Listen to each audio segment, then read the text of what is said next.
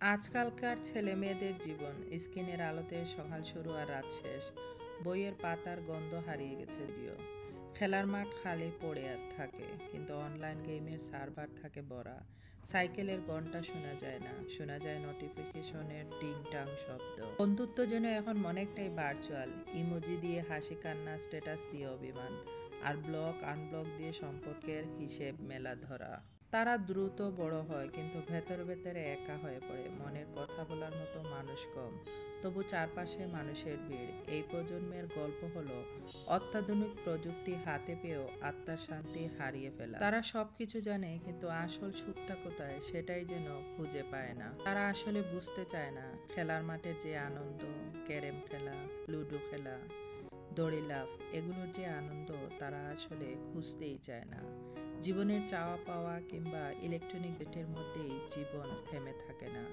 তাই যদি পারেন, সম্ভব হয়, ছেলে মেয়েদেরকে একটু গ্রামে নিয়ে তাদের জীবন সম্পর্কে শিখান।